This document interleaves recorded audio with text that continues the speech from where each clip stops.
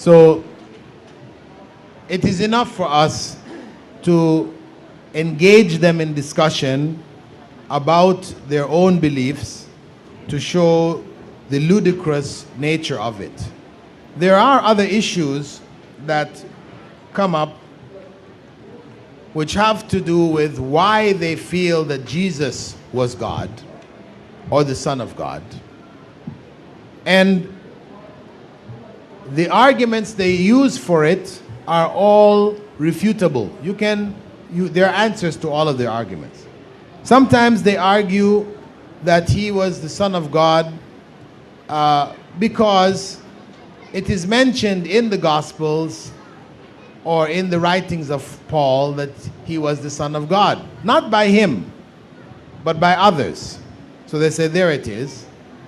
But we show them that the term Son of God has been used to refer to Abraham, to Adam, to David, to all kinds of prophets of the past. That really in Hebrew this just meant one close to God. But they say, some of them will say, but oh, Son of God here when referring to Jesus is with capital S. Capital S. So we say to them, there is no capitals in Hebrew or Greek, which the New Testament is written in. There are no capitals. So this is only something English translators made up. Otherwise, they use the miracles of Jesus, feeding the multitudes, curing the lepers, making the blind see, raising the dead. However, you can go and find all of these things done by prophets of the Old Testament. That's mentioned in page 96 of your notes. There's a comparison there. So you have references for everything Jesus did. He was the begotten Son. Oh, if they say begotten Son, you also find reference to Israel as being the begotten Son of God also. So even the term begotten is not unique to Jesus. Now, the other thing that we try to bring them to is they as Christians claiming to follow Jesus. We say that really you are not following Jesus. You are following the ways that Paul taught. The way of Jesus was different from what you do. The way of Jesus is what Muslims do today. Muslims pray as Jesus prayed. You can give them references where Jesus in the Garden of Gethsemane, it's in your notes here, fell down on his face and prayed. And it's mentioned in the Old Testament that Moses did the same. Abraham did the same. David did the same, falling down on their face in prayer. We do that. You don't. You kneel and clasp your hands. Right? You don't pray as he did. And if you're in an area, I don't know where it's common amongst Christians here in India, whether they circumcise or not, right? In many parts of the Christian world, they don't circumcise. So you can point out to them that it is mentioned in the New Testament that Jesus was circumcised on the 8th day. In Luke 2, verse 21, Jesus was circumcised on the 8th day. And that's problematic also when you think of him being God. God was circumcised? You know. Yeah, you really have to shut your brain off to get past these, you know. Anyway, Jesus didn't eat pork. But most Christians today love pork. Huh? In the Christian world, the pig is elevated. He is mentioned in their nursery rhymes. 3 little piggies went to market. He is in their movies. They eat Babe in the movies.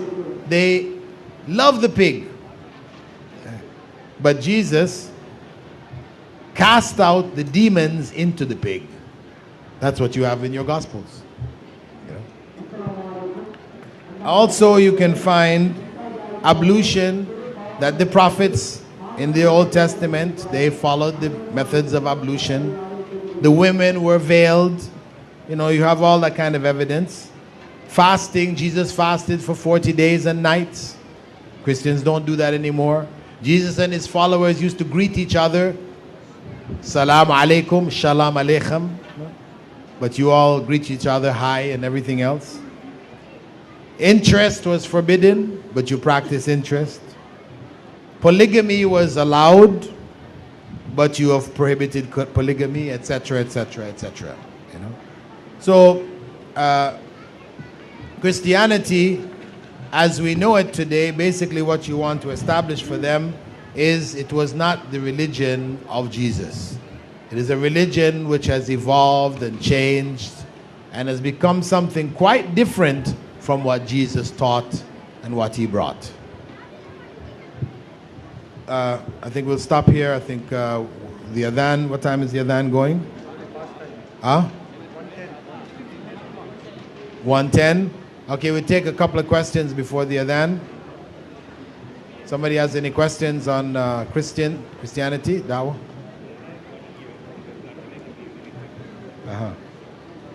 So when is it going to be given? Okay. Anyway, you can ask a few questions now. I had a Dawah with a Christian roommate of mine.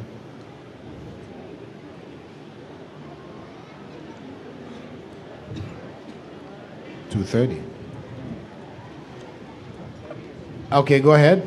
He told me that Moses was given revelation in the mountain of Dawah in the form of fire. God was in the form of fire, he's telling.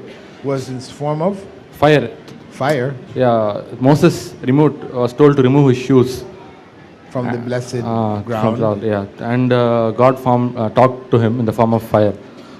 No, he talked from a bush that was burning. Yeah, that's what he's telling. But not that he talked to him in the form of fire. Yeah, that's what he's telling. Bush that is burning. Yeah, so he has come in form. He's telling me like that. And he's telling so Jesus came in the form of sun. No, we say God spoke from a burning bush. He didn't come in the form of fire. That's their misinterpretation. Question from the sisters on Christianity? Any questions you'd like to raise from your dawah if you've been speaking with Christians? Issues? No? Go ahead. It's been said in Genesis that God has created man in his own form. In his image. Yeah, of course, in his image. It's mentioned in his image, yes. And this is the source of misguidance for Christian tradition. That's why they paint God looking like a man. In their paintings and carvings, icons, they represent God as a human being, claiming that he created man in his image, meaning he must look like a man. This is why they have also attributed to him other weaknesses, like sleeping on the seventh day after getting tired from creating the world in 6. You know, and these we point out as being errors in which they have attributed to God human weaknesses. How shall we answer them? As I said, that this is a mistake. This is a mistake. You have made God like human beings. This is not the original teachings of the prophets. Can we say to the persons who says that Jesus is Son of God? It's read in Matthew that blessed are the peacemakers, for they shall be called as Son of God. Yeah, children of God, yes. Yes, that this title, children of God, sons and daughters of God, have been applied to people who are close to God. Yeah. Assalamu alaikum. Alaikum salam wa barakatuh. We have in our country a minority of Orthodox. But unfortunately those people... Minority of? Orthodox Christians, okay. Yeah. And their book is written by a language called Ge'ez. It is initiated in Yemen. But unfortunately, no one knows that language. Even their priests, they don't know it. And when you will argue them, they'll tell, we don't know. This is known by the priest. Even if you met the priest, he don't know the language. And how we deal with those people? Well, the only thing you can deal with is from a logical perspective. You know, if they believe that Jesus is the Son of God, then we try to logically show them how he couldn't be. You can't argue from Scripture if they don't even know their own Scripture and they can't read it. Thank you. Inshallah. What about these Dead Sea Scrolls? Dead Sea Scrolls really don't shed any light on Christianity because the writings were prior to the time of Christ. So, one Christian asked me about jihad. How do I explain it to him in the context of their crusades? Explaining jihad in the context of crusades. Yes, comparison or something. Well, it's not the same at all. I mean, the crusades. Is there any evidence we can, No, I mean, what we can say is that you can show in the Old Testament that Moses, his people, were commanded to fight other people, and they fought against them, pagans, etc., conquered them, and show that there are many, many commands there in the Old Testament with regards to fighting at God's command, right? And in fact, when you look at the stories that are mentioned in the Old Testament about fighting, they involve instructions which are very cruel. Massacring, yes, men, women, and children, killing even their animals, burning down their homes, total. So you have things which are far worse, in terms of what may be called their holy wars than what is even attributed to Muslims. Pardon? Yeah, you can use those to show that, if a Christian is trying to make an issue about jihad, look in your own book, Before you talk about the splinter in my eye, look at the log in yours. Right? Let somebody else who hasn't asked. Okay. What about this gospel according to Barnabas? They don't accept it? Well, we can't argue from the gospel according to Barnabas because its authenticity is questionable. But it's like the other gospels. At least we can say there is reference to the gospel of Barnabas. It might be something of a curiosity to some Christians, but in general, mainstream Christians don't accept it as being authentic. So it's difficult to argue from it. And we ourselves don't accept it as authentic because it contains many things that we don't believe in and agree with. Though it does contain mention of Prophet Muhammad sallallahu alaihi wasallam. That's all? In order to give a convincing reply, we need to first understand the question, the intention of the questioner. So can you give us any tips on exactly how to understand the intention of the questioner? Any tips on that? How to understand the intention of the questioner? Well, you understand the intent of the questioner by asking further questions to the questioner to determine where he or she is coming from. I mean, that's how. I mean, I can't give you tips because you'd have to identify the question. What is the question that they asked? Give me an example. Give me an example of a question. No, I'm just saying, for you to identify the intent of the questioner, you have to look at the question itself. Are they seeking information? Or are they just trying to ridicule you or whatever?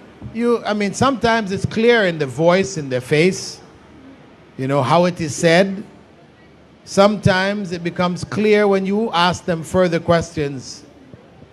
So there's no one way to determine what their intent is. Okay, but then we have to maintain our mood of answering, isn't it?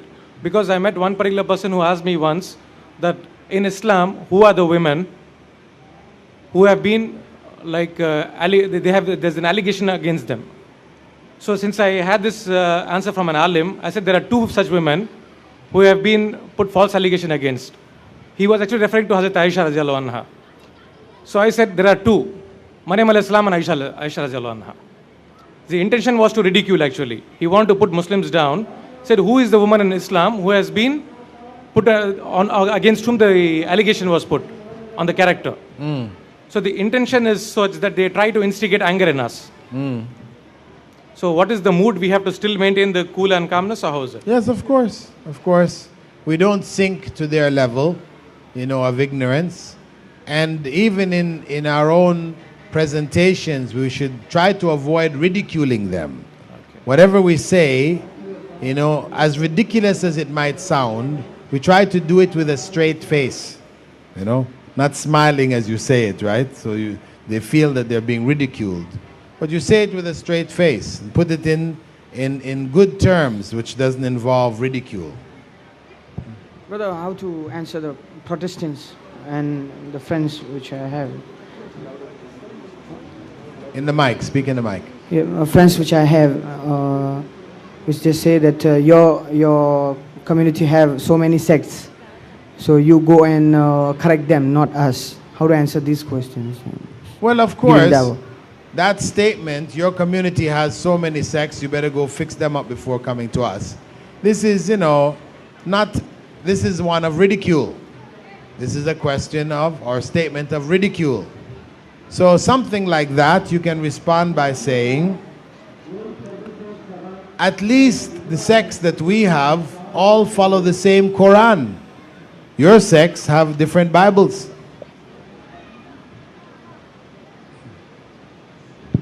I mean, if it comes to this point, you know, it may be a point of education to them, because they may say, no, we have only one Bible. You say, no, you don't. Come with me, let's go to the Catholic church, get the Bible and have a look. And go and look at yours. And that could be a revelation for them, to shake them, to let them open up their eyes and say, okay, maybe you do have something here. Sister's chance. Sisters, go ahead. They say that Jesus is the Son of God, and he healed the lepers, he caused the blind to see, etc. And he died for our sins, I mean, their sins. How do we explain to them that that's not the case? Well, you have mentioned that he cured the leper and he raised the dead. We don't have to say that this wasn't the case, because it was the case. So really what you're talking about is only about his crucifixion. Crucifixion. Okay, this is the common mispronunciation amongst you, yeah? Crucifixion. It's not crucifixion, but crucifixion. Well, the issue of crucifixion, if we're going to argue, I mean, we believe it didn't take place, they believe it took place. There are arguments you raised by Ahmed Didat and others, which seem to indicate that even that story is questionable. And even the issue of him fulfilling the story of Noah, story of, is it Noah? No, of Jonah, sorry, story of Jonah, right? That as Jonah was in the belly of the whale for 3 days and 3 nights, so shall the Son of Man be, etc. This is one of the arguments that they use. And that's clear to show them that even according to their own text, Jesus was not, according to their text, you know, dead for 3 days and 3 nights, as they attribute to Jonah. So we can show from the text that they have that they're not consistent with the claim that they make. But in the end, we have to focus on the fact of who Jesus was. Who was Jesus? That's a more important issue. Because if he was God, then you have a problem of God being crucified and dying. If he was a man of God, then you have the problem of what is attributed to him, of what he said. Asking God to take the cup away from him. Indicate, why have you forsaken me? And very difficult to say, this is a man of God saying to God, why have you forsaken me? You know, so there are problems either way you look at it. So I would try to take them through that, focusing on who was Jesus. Brother, due to my experience, I found that there are some groups who say that Jesus is the prophet, he is not the God. Plus, they say he will return. And That's our belief. and they also believe also. There are some certain groups in Christian. So they say when we believe what you believe. So let's stop this debate and all. When Jesus will come, then he'll let him decide what is true. So how to deal that person at that moment? Well, we'll say to that person that if you say that Jesus was a prophet, those sects that claim that Jesus was a prophet of God, he wasn't the Son of God, and that he will come again, as we do, we'll say to them that really, according to Christians, you are not a Christian. You're not a Christian. So if you're not a Christian, best you become a Muslim who share the same belief that you do. Your beliefs are Muslim beliefs, not Christian beliefs. Today's Christianity. So best you join us and come into the whole truth. You have a part of the truth, but you don't have the whole truth. You're still stuck with the Bible, with all the changes and corruptions and things like this, which you admit is there. It's there in your translations. So why don't you come to the book that has no other versions, no changes, and so on and so forth. Jazakallah. Zana Yaqub. Excuse me, brother. From the sisters, go ahead. A lot of people say that, a lot of people question us about how can you say that God put someone else in Jesus' place? How can he be so unfair that he just made someone else die in order to save his prophet? Okay, that's for those people who fell into the trap of saying that God put somebody else on the cross in the place of Jesus. We don't know that.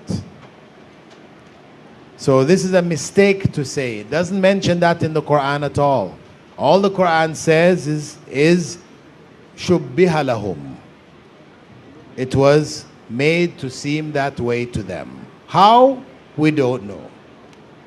If you wanted to talk about that with them through the Gospel of Barnabas, according to the Gospel of Barnabas, the one on whom Jesus' likeness was put and who ended up on the cross was none other than Judas. Judas, who sold him over to be killed. So it would seem to be a fitting reward for that traitor,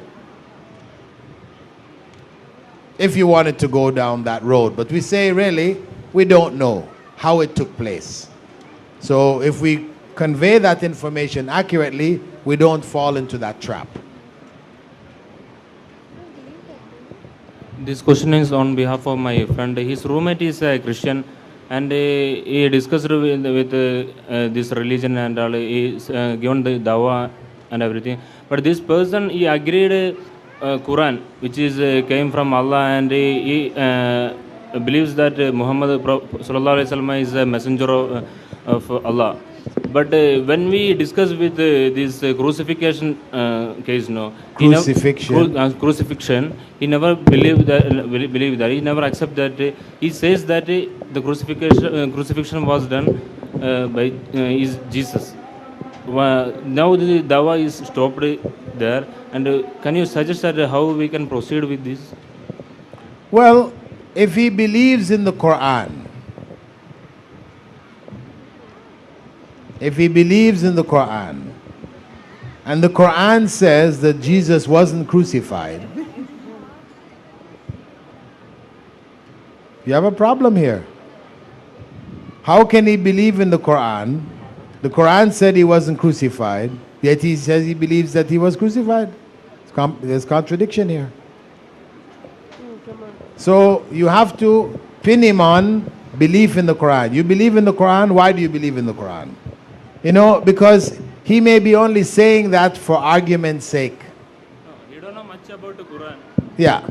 But basically he knows something about it. Okay, On the basis so he needs to read the Quran. Let him truly believe in the Quran. Let him read the Quran, let it enter into his heart, and then when it becomes a realization in his mind and his heart that the Quran really is from God, then take him to the verse where it says he was not crucified. From the sisters.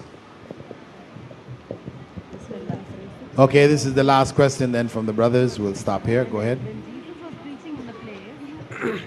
Okay, a few days ago I was discussing with a Christian about the sonship of Jesus. And when he started that, I started with the popular statement of Sheikh Didat that God has sons by tons and all that. I started quoting the names of all the sons which God has. You know. Then he said that Jesus is uncreated, whereas all others are created. Now, how do I answer that? You know, I know about Melchizedek, but nowhere does it says that Melchizedek is uncreated. It says no beginning of days, no end of days. That's what uncreated means. Okay. Uncreated means without beginnings of days. Okay. So we ask him, was Jesus born? Right. No, they agree that Jesus was born. Okay. But if he was born as a baby, there was a time when he wasn't a baby, right? Okay. There was a time when he wasn't a baby, then he became a baby. Does God change? No, he's eternal. Absolute. God is absolute and eternal. He doesn't change. He doesn't grow. He doesn't become. God is God. So this is where we would take him back to. That if Jesus was eternal, meaning that he was God, then there is no growing. There's no dependence. There's no circumcision. There's no drinking milk from the breast of his mother. This is not God. This is a man. Thank you. Okay, I think we're going to... Sometimes when we are on the internet, you come across, mostly it is Hindus, sometimes even Christians. They use blasphemous language. Normally I come out of the room. But is that the right approach? To join them in their blasphemy? No. How to tackle that? Well, shall we continue with the Dawah or come out? Well, you continue. The moment they come to know that we are Muslims, I am a Muslim, they try to attack, maybe say something about Allah subhanahu wa ta'ala or Prophet Muhammad sallallahu alaihi wasallam. Well, the point is that if you are able to continue your dawah, then you do so. If it's just a snide remark here and there, you ignore it and continue with your dawah, you can do that fine. But if your dawah becomes distorted and it just becomes a matter of responding to their blasphemous or insulting remarks, then it's better to just leave it. But as long as you're able to continue your dawah, it's better to continue, because what their intention was to shut you down. So when you left, you did what they wanted you to do. So if you can hang in there and just keep getting your point across, then it's better. I think we need to stop now. Subhanakallahumma wa bihamdika, nashhadu an la ilaha illa ant, nastaghfiruka wa natubu ilayk. I take it you've got your papers now. I see some of you have it in your hands. There are copies. Not everybody got copies. There was a shortage of copies. Is that what? Not enough copies were made? Huh? Okay, we'll check and confirm for you. Anyway, the final exam, the exam tomorrow, it will be in the format of the questions which come in the end of each of the chapters. And each chapter, each section has a series of questions, 5 or 6 questions, which are multiple choice, just so that you have an idea of how the questions are. So in order to prepare yourself for the exam, I would advise you to go through all of these questions. If you're able to answer them, inshallah, you should be able to do well on the exam. The timing for the exam, we need to get that confirmed. Inshallah, by the end of our program at Maghrib, we should have a timing confirmed for you. I mean, I would imagine that the the best time would be in the morning, right? Tomorrow is Sunday. I think the best time would probably be in the morning. We'll just try to set a time for you. The exam will be 1 hour. It's a 1-hour exam. You do it and then carry on with your programs. So, but we'll get a confirmation as to what time is the best time. Alhamdulillahi Rabbil Alameen.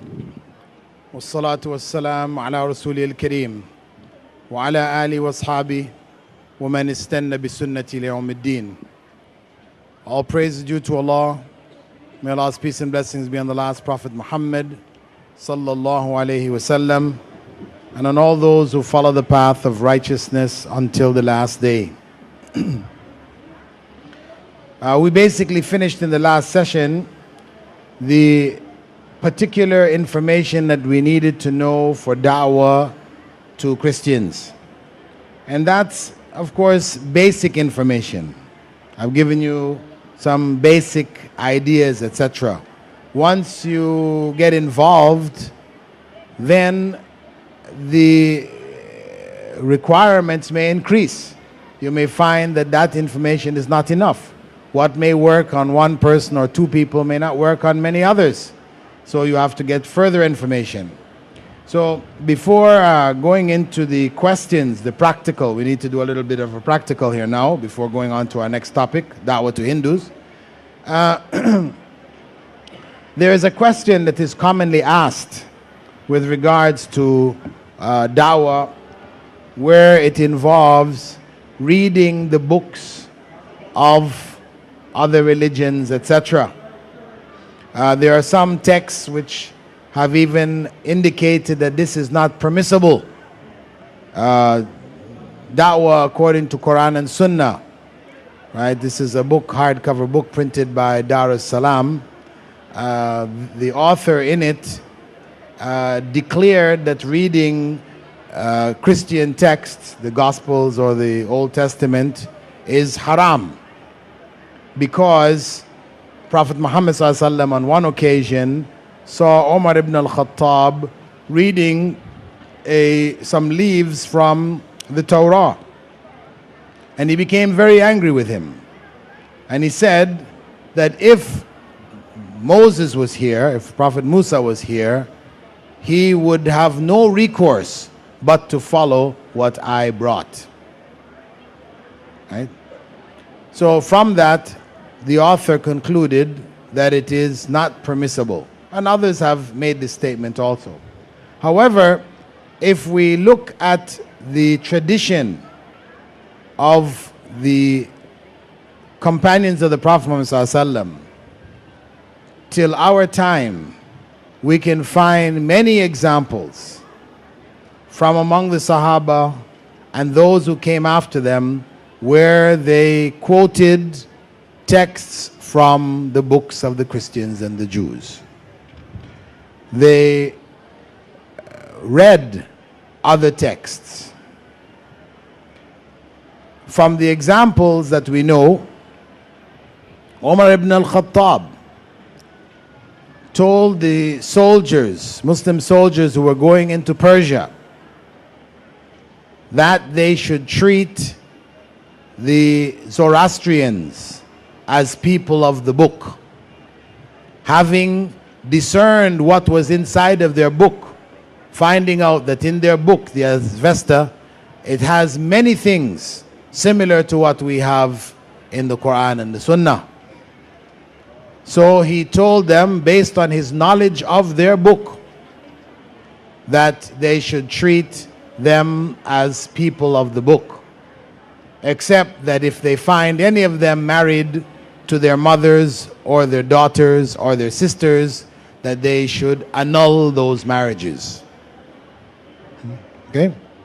We also have among the Sahaba Ka'b al-Akhbar, who was a Jew who converted to Islam, and the Prophet ﷺ used to turn to him on different occasions and ask him for references from the book, the Torah, which was being used by the Jews. And remember the occasion when the Prophet ﷺ was to punish a woman who had committed adultery, and they came to the Prophet ﷺ and asked for his judgment, and he told them to judge according to what is in their book. And they said they would bring their book and read. He told them to bring their book and read. And when the rabbi was reading, he covered a portion, right? And this is Prophet ﷺ having the Jews read to him from their book. He covered a portion, and Ka'b told the Prophet ﷺ, have him lift up his hand and read what is under his hand. You see?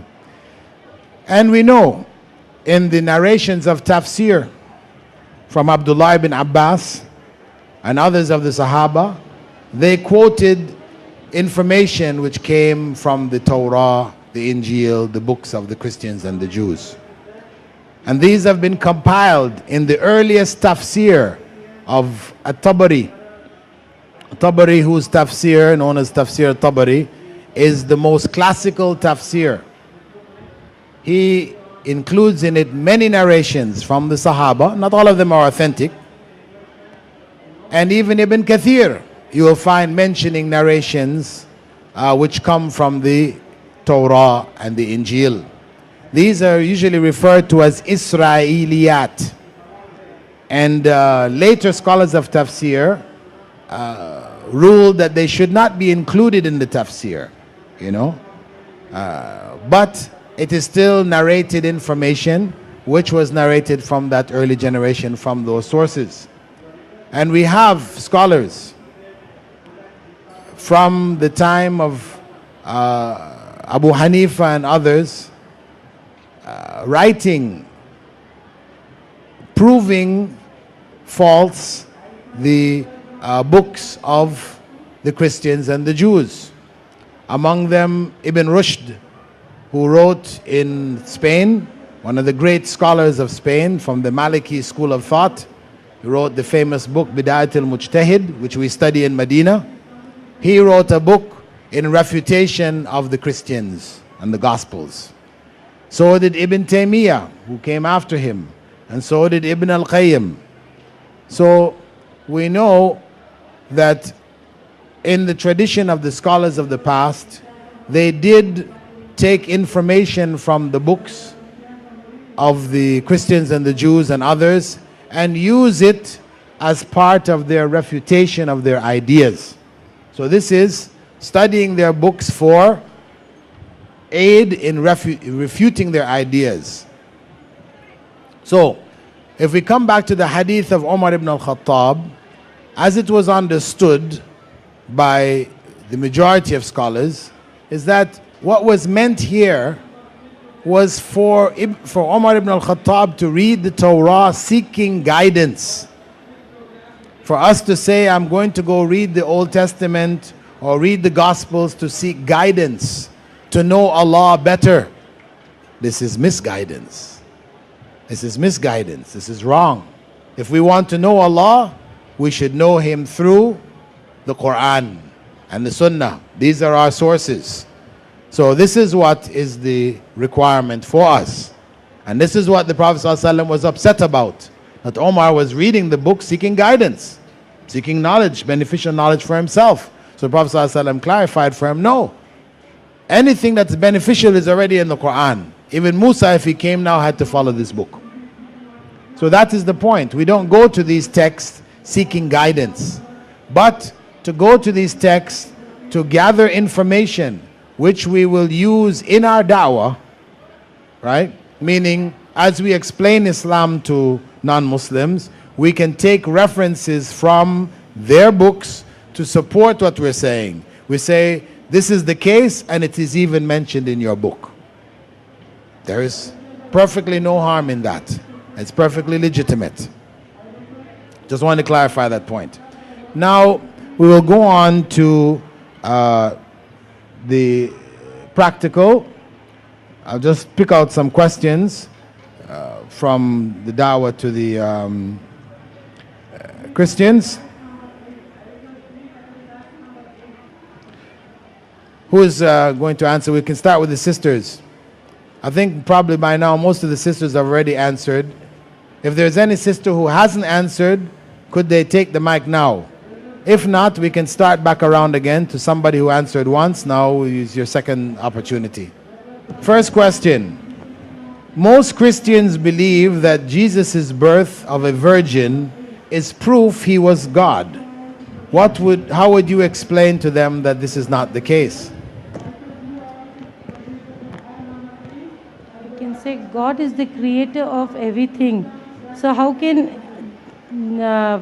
Jesus be born? That's all I can say. Come again, please. God creates everything. And how can God be created? That's what I can say. Well, the simple response to this one, if they say Jesus' virgin birth is proof he was God, we say to them, what about Eve? Eve was born without a mother. What about Adam? He was born without a father and mother. What would they be if Jesus was a God because he didn't have a father? That is the simple answer. Right? Next question. One of the brothers. Okay. Virgin birth. The question is, most Christians believe that Jesus' birth of a virgin is proof that he was God. Yes. So it doesn't mention that it's without father here. Well, that's what virgin birth means. When they say the virgin birth, Christian terminology, virgin birth, what is a virgin? A virgin is a woman who has not had sexual relations. If a woman who hasn't had sexual relations gives birth, then we're talking about a child born without a father. Because normally we don't use this terminology. Well, that's what it means. Okay? That's what it means. And that's what in Christian terminology it means. A virgin birth, meaning a virgin giving birth to a child. Meaning there was no husband, no male involved. Right? Next question. One of the brothers, go ahead. Now, one who hasn't answered, okay, because we have still plenty of brothers around here who have not answered any questions. Okay, come. You haven't answered anything? You haven't answered any question? Okay, come ahead.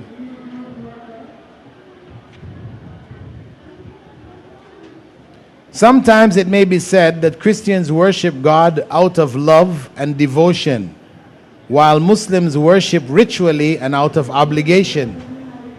How would you correct this misunderstanding? Most Christians worship God out of love and devotion. Love and devotion. They always stress that God is love. So they worship him out of love and devotion.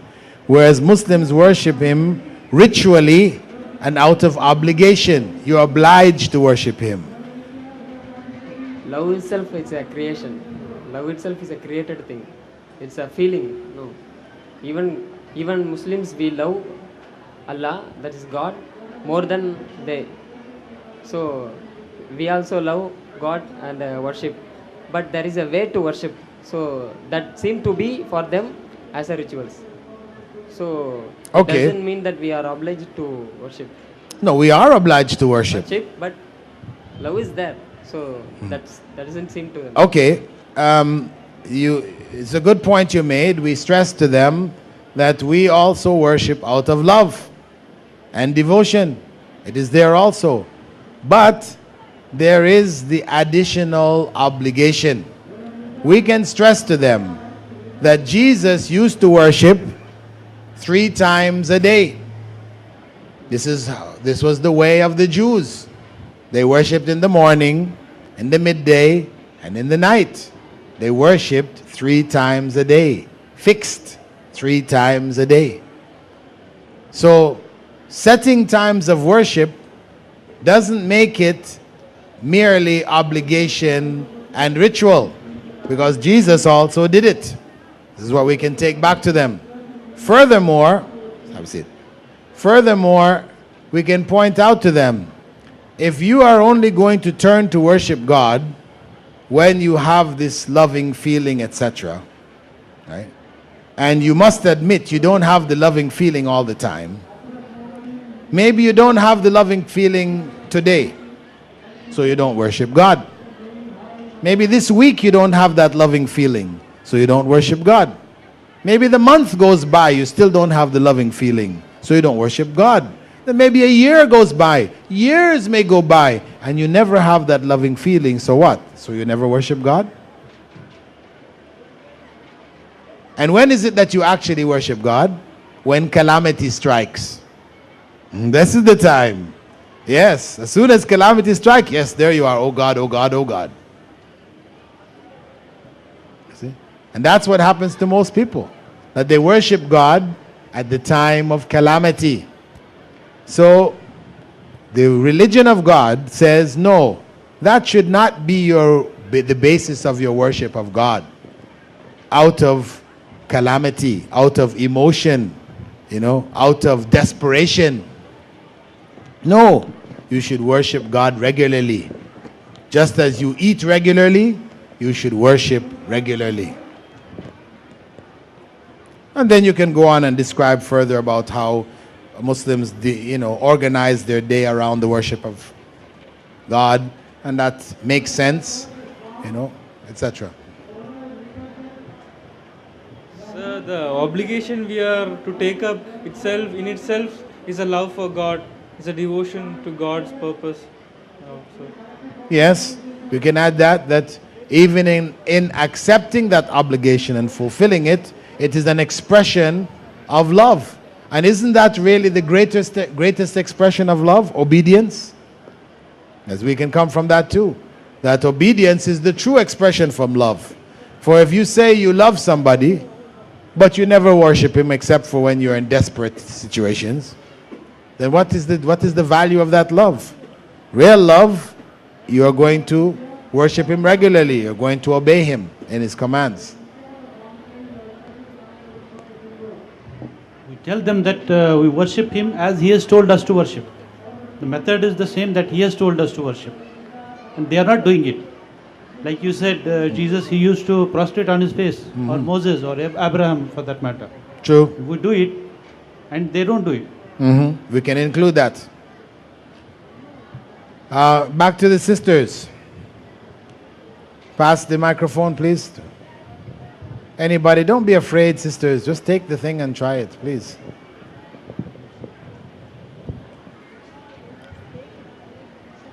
Somebody has it?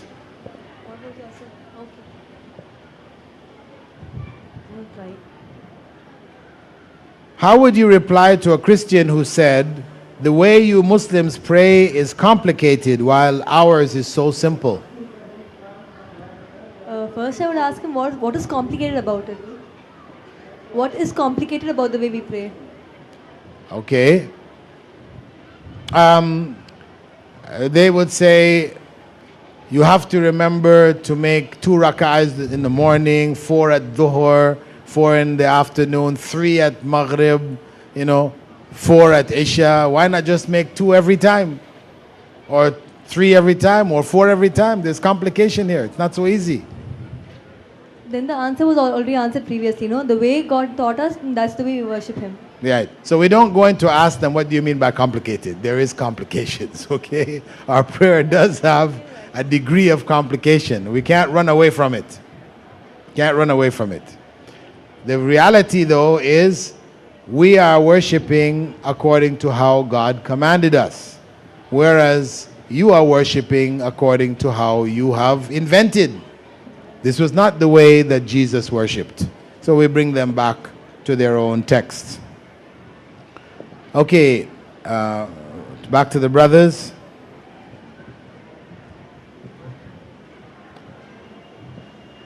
Brother who hasn't answered a question. If a Christian explained the Trinity by saying that you could be a father, a son, and a brother at the same time, how would you clarify this, his or her misunderstanding? They are trying to explain to you the Trinity. Right. And they say that you could be a father. You know, how is it that God is the Father, the Son, and the Holy Spirit? You could be a father, you could be a son, and you could be a brother. If the person dies, then all the three die. But going by that logic for the Trinity, we have that the Father dies, the Son dies, and the third entity also dies. So there's no one left. Okay? Is that clear? Back to the sisters. How would you respond to the claim of many Christians that Christianity is a non-violent religion, one of love and turning the other cheek, while Islam is a violent religion?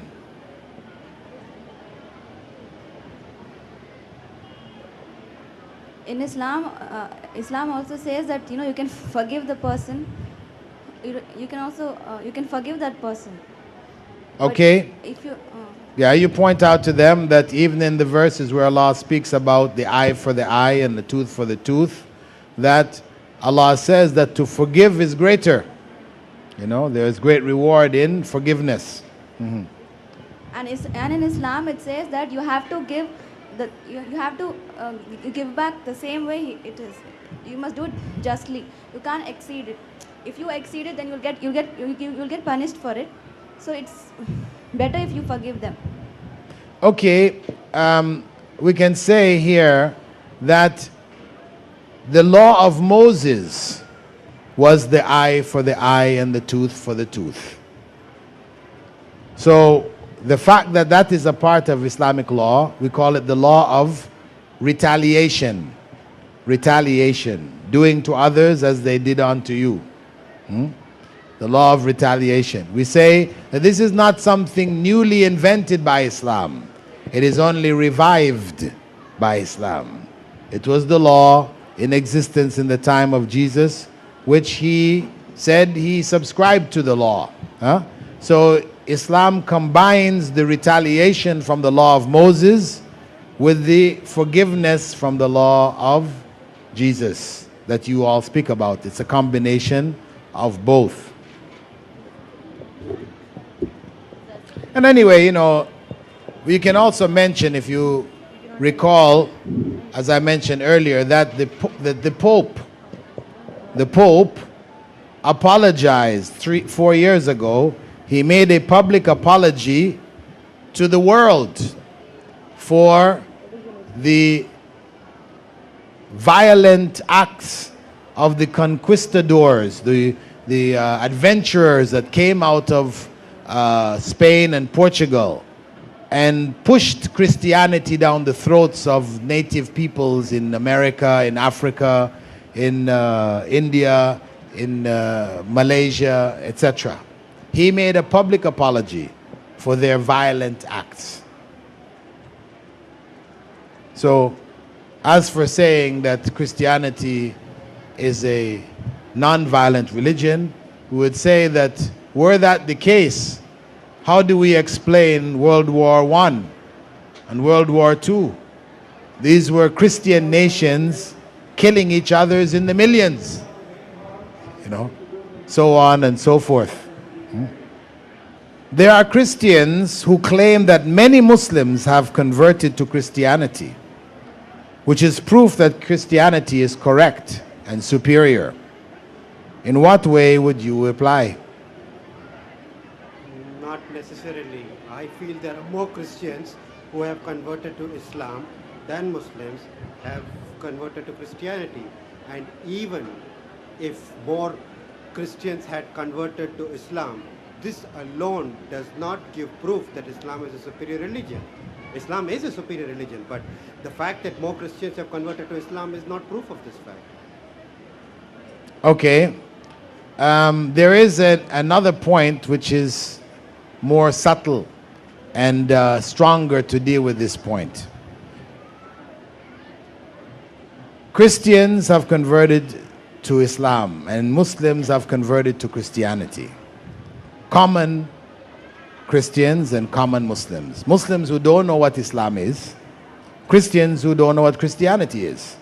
Okay, this happens from both sides. The idea of ignorant people converting doesn't prove anything. Okay? But what we have is hundreds, if not thousands, of Christian scholars, ministers, priests, bishops who have converted to Islam. We cannot find anywhere in the history of the world a single Muslim scholar who has converted to Christianity. And this proves superiority. This proves that we have the truth. Because people of knowledge of Christianity have become Muslim. But you will not find anybody of knowledge, a scholar of Islam, who has become a Christian.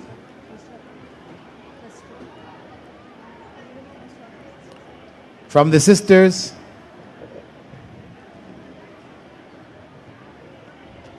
Sisters, somebody has the mic?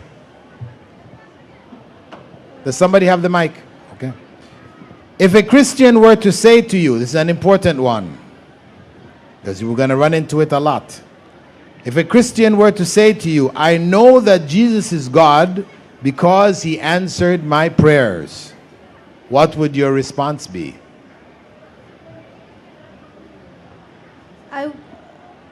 I would ask him what proof he had that it was Jesus who answered his prayers. I mean, he believes that Jesus is God. So, I know he believes that Jesus is God, so he thinks Jesus answered his prayers. When I pray and if my prayers are answered, I believe Allah answered my prayers. I would ask him what proof he had that it was Jesus who answered his prayers. Okay. He says, the proof is that when I raise my hands up and I call on Jesus, my prayers are answered.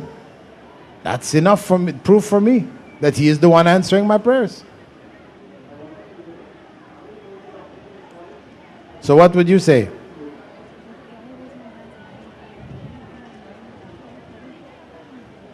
If I do the same thing and I do it to Allah and my prayers get answered, I think but I don't know how he... No, you're on the right track. You're on the right track. I do the same thing to Allah, and if my prayers are answered, I can very well tell you that it was Allah who answered my prayers. It still doesn't prove that Jesus is God. Right. What I would do for this type of situation is I would go to something more basic. Right? You're on the right track. Say to that same Christian, when the animist, people who worship the spirits of the trees and the rivers, you have some people like that, right? On the Andaman Islands or whatever, these Neolithic people, what do they worship? The trees, spirits, right? They worship the spirits of the trees. When that Neolithic person raises his hands and prays to the spirit of the tree, and his prayers are answered. Who answered those prayers? You ask him that way. Who answered those prayers? Was it the tree that answered the prayers? Of course, the Christian is going to say, no, it was God. It was God who answered the prayers, right? Naturally. Not going to accept that the tree answered the prayers, isn't it? So we say, well, that's the same thing for us too. You raise your hands and think it's Jesus answering the prayers, but really it is the God of Jesus, the one to whom Jesus prayed. He is the one who answered the prayers. So it's good for you to take them back to something which you commonly agree on, right? Because if you take them to, well, I pray to Allah and Allah answers my prayers, so how do you know it was Jesus? No, that's more confrontational. You understand? But where you take them to a commonly agreed basis, that it wasn't the tree answering that tree worshipper's prayers, they will tell you right away, no, it was God. Then you take them back to what they did and say, well, that was also God. The one, and you add that little point, the one to whom Jesus prayed.